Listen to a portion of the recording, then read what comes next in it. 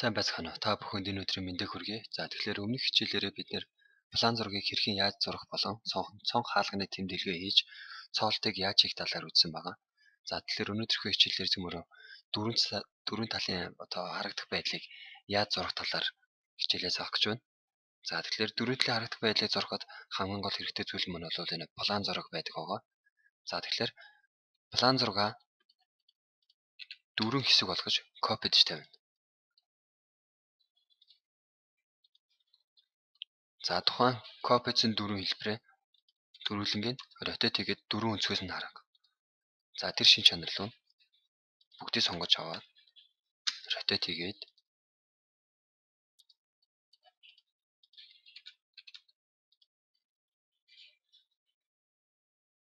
за ингээд дөрвөлтлийг ингээд ротет хийгээд үзүүлнэ. За тэгэхээр фасадыг хэрхэн яг яаж зурдаг вэ гэвэл за polyline команд аваад ерхий зурах арга хэрэгсэл нь болохоор за энэ ханыхаа гадна талын ханаас их зурна. За эхлээд гадна талын ханаа дээшээгээ polyline-а татаж дээшээгээ босгоод за дараа нь доогуур нэг зураас татна. За ерхийн доогуур нь татсан зураас маань бол газрын тэмдэглэгийг бол илэрхийлж байгаа. За тэгэхээр доогуур татсан зураасаа сонгож аваад copy командаар дээшээгээ за 300 гэдэг хэмжээгээр copy дадаг. За энэ дээдлийн 300 гэдэг хэмжээ энэ copy-длт маань болохоор за шалны түвшинг бол үзүүлж байгаа. За хоёрдугаар гэвэл энэ газрын түвшингээс яагаад энэ дээр байрладаг вэ гэвэл за үеэр ус гэдэг зүйл маань үеэр ус болохоор за нэг төхрийн түвшин рүү орж ирэх, айл гэрэл рүү орж ирэхээс хамгаалж арай жоохон өндөрлөг түвшинд хийж өгдөг байгаа. За одоо энэ дээдлийн шалны түвшингөөсөө дээшээгээ copy доод шалнаасаа таа зурх хэмжээгээ гаргана. 2.8 м гэнэ. За альцвал 2500 гэх мэтчлэн өөрийнхөө хэмжээгээрээ гаргаж болно. За одоо T-ээр 2 space дараад илүү зураасаа устгаад авъя.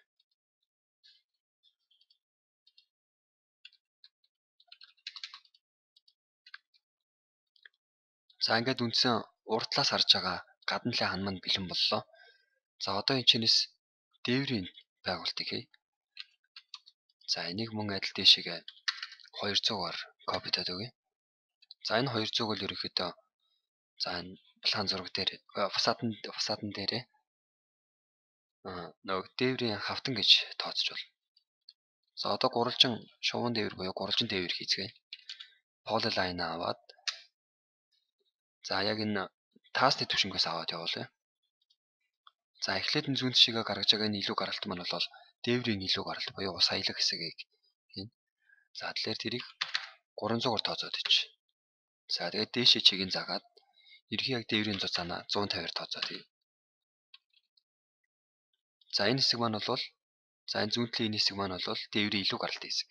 За энэ нөгөө талдаа яг адилхан гарахтаа дүрсээ сонгож аваад mirror хийхдээ тухайн одоо дээдлээ таасныхаа гол зураас нь олоод нөгөө талдаа ингээ mirror-д гаргана. За дараа нь polar tracking-г хасаагаад градусын сонголт хийгээд за 45 градусын сонголтыг хийжээ. За тэгээд polyline авлаа. За 45 градусын сонголт маань өөрөө ингээ ногоороод гараад ирж байгаа. Нилээн урт зураас зурчээ. За дараа нь саяны зурсан зураасаа сонгож аваад mirror хийгээд гол зураасаас нь аваад ингээ адилхан гаргаад өгч болно. За тэгээд илүү зураасаа устгаад авчээ. За тэгээд extend командаараа за extend командыг ашиглахаас өмнө эхлээд дээврээ нэгтгээд за тэгээс гол дээврийнхээ өндрөө жоохон тохируулъя.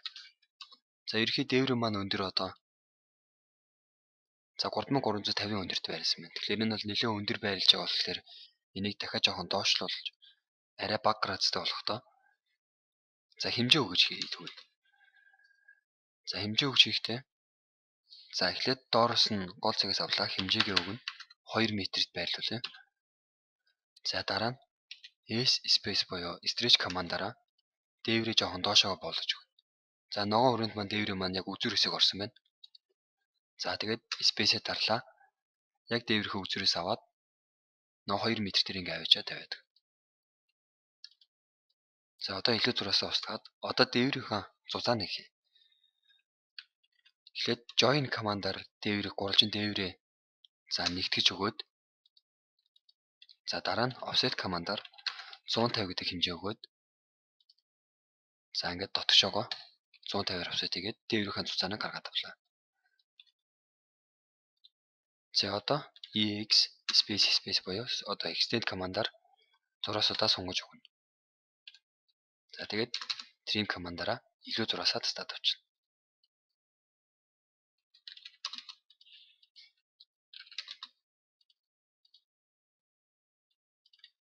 За одоо бидэрт бол энэ төвшингийн зураасуудад бол хэрэггүй. Тэгэхээр эдрийг устгаж болно. За ингээд ерөнхий урдаас харагдж байгаа фасад маань бол гарч ирлээ. Урдаас харагдж байгаа фасад. За тэгэхээр бүх фасадаа сонгож авч агаад layer-ээ гадна ханагдаг layer рүү хөрвүүлээд өгнө. За одоос өмнө хаалга болон цонхны зургийг хий. За polyline аваад хаалгынхаа нүхтэлтээсээ ortho mode F нэмээр асаж агаад дээш чигээрээ татаад за эхлээ хаалгынхаа нүхтэлтийг дээшээ polyline-аар татна. За дараа нь доогуур нь тодорхой хэмжээний нэг зураас зураад саний зурсан зураасаа дээшээгээ move command-аар хаалганы өндрийг өгнө.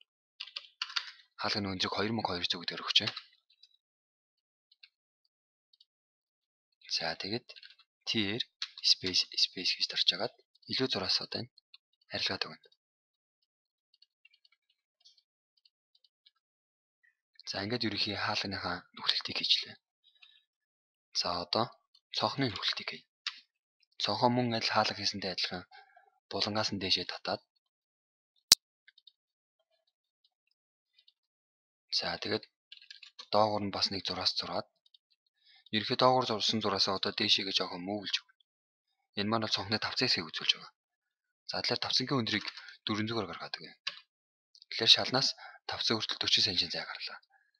За одоо тухайн тавцангийнхаа зураасыг сонгож аваад copy command хийгээд за дээшээ чигийн заалаа. Одоо цонхныхоо өндрийг өгнө. За цонхны өндөр метр 500-тай цонх гэдэг өгчээ.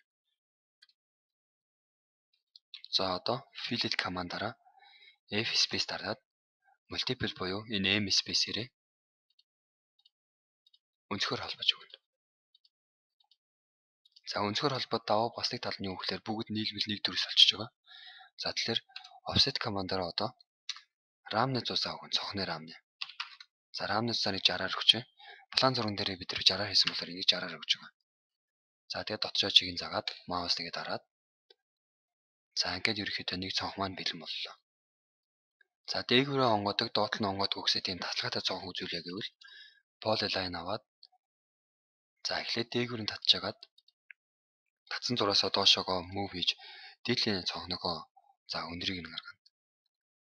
За энийг ерөөхдөө 600-аар гаргаад өгье. За бас давхар энийг 60-аар copy хийж өгнө.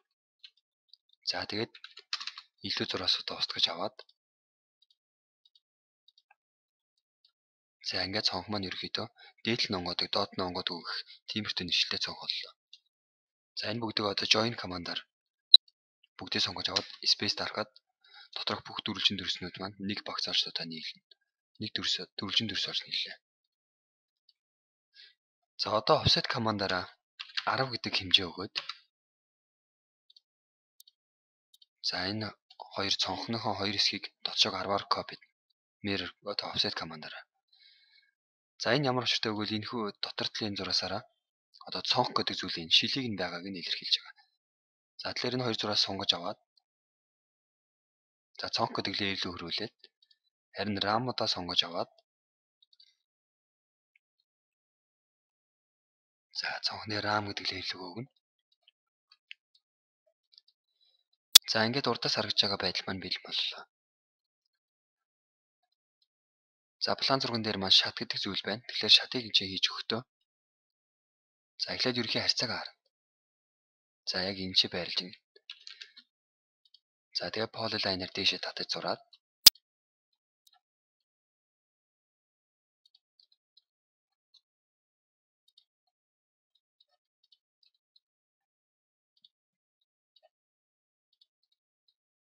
За одоо шатаа хийж гэлээ. За энэ дээгүүр нэг полилайн татаад за энийгээ доошоогоо 150-аар мөвлж өгнө. 150 гэдэг маань бол ерөнхий яг шатын баримтлах стандарт болохоор 150-аар доошоо мөвсөн байгаа. За тэгээд extend командаараа хоёр тийшээ сунгаж өгөөд trim командаараа илүү зураасуудаа арилгаад өгнө.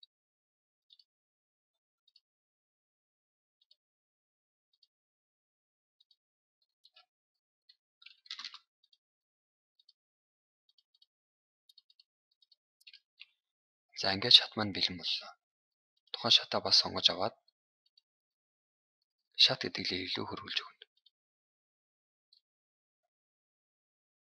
За ингээд урдаас харагдах байдал маань бэлэн боллоо. За энэ чанаас хаалга хийж өгье. Offset командаар за offset хийхээс өмнө эхлээд хаалгынхаа зураасуудаа нэгтгэж өгнө. Join команд ашиглаад за ингээд нэгтгчлээ. Одоо offset командаар хаалга нь эхлээд RAM нэмж өгье. За 60 гэж өгөөд за дараа нь одоо энэ хаалгандаа жоохон загвар шин чанарыг нь харуулж өгье. Загвар шин чанарыг бол өөрсдийн дураараа шийдэж болно. Ямар ч загвар шин чанартай хаалга байж болно. За би ч өөрөө хаалга загвар жоохон зохиогоод хийчихье.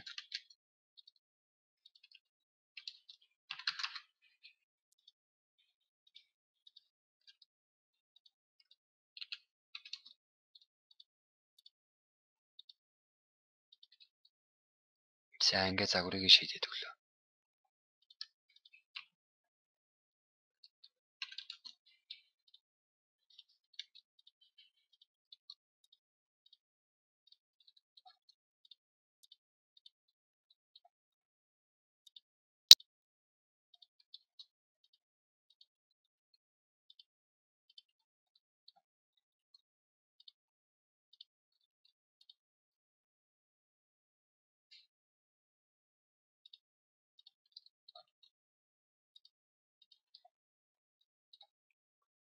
За мэдээч хэрэг хаалганд маань бол бариул гэдэг зүйл хэрэгтэй байгаа. За тэгэхээр бариулыг яаж хийх вэ гэвэл за энэ хэсгээ за энэ зүүнтлийн хэсгээ жоохон баруун тал руугаа дотшоогоо шахаад өгье.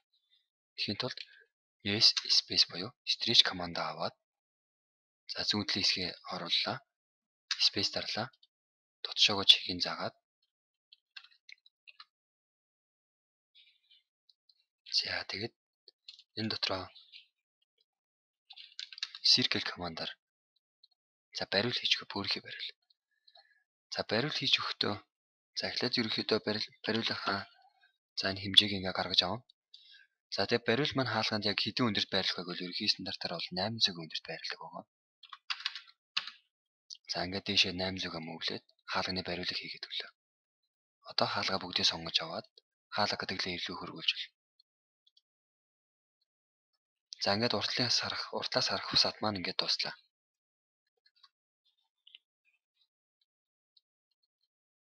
За тэгэхээр өнөөдрийн хичээлээр фасадыг хэрхэн яаж зурах талаар заалаа. Дараагийн хичээлүүд дээр дөрвөлээ бусад фасадыг зурах болон хаач болоод за хаалганы онголт, цонхны онголтыг хэрхэн яаж хийх талаар хичээлээ заана. Амжилт мэдээлэл технологийн хэрэгтэй.